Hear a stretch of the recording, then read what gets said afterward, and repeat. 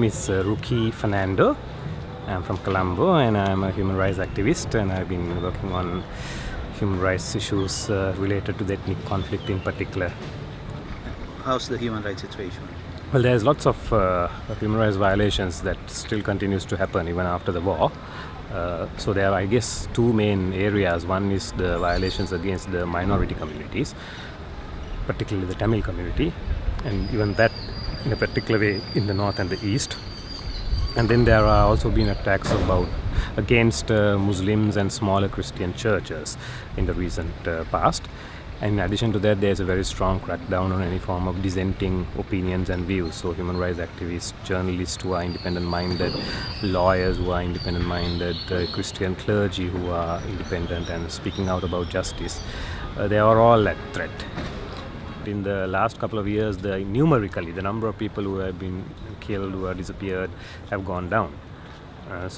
Because compared to the period when there was a war. But the thing is that we wouldn't want to compare different periods, because a period of war and period where there's no war is not comparable. So we would like to compare it with our faith, primarily as a Christian, where no one should be getting killed, no one should be getting tortured. And we would like to compare it with national and international law, which says that no one should be tortured, no one should be killed arbitrarily. Why the human rights violations?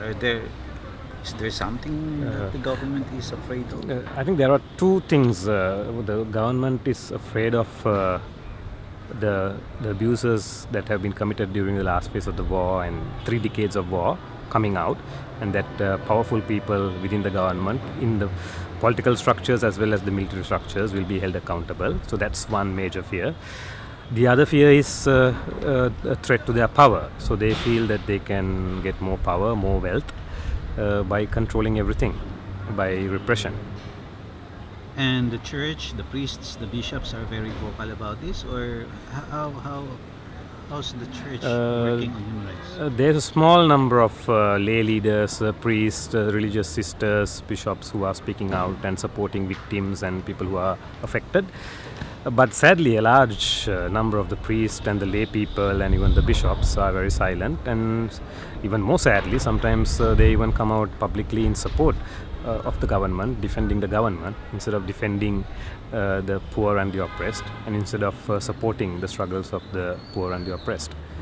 Priests and religious and lay people, Christians, are all human beings. It's not only inconsistent with the teachings of the present Pope, it's totally inconsistent with the gospel, it's inconsistent with the teachings of Jesus Christ, it's inconsistent with Catholic social teachings. So it's a very sad thing that the church has, the mainstream churches, have often been on the side of the oppressor, or they have chosen to be silent, and very few have been on the side of the oppressed. And those Christian leaders who have chosen to take the path of justice, speak out on behalf of the oppressed, themselves have been persecuted. So we have one bishop who is constantly being persecuted, threatened. We had priests who have been killed, who have been disappeared, who were detained for many months without any charges. We have priests and sisters who get threatened regularly by the military. So this is the kind of persecution they themselves have to face. Well, as Christians, as I think any people coming from any spiritual background, there is hope.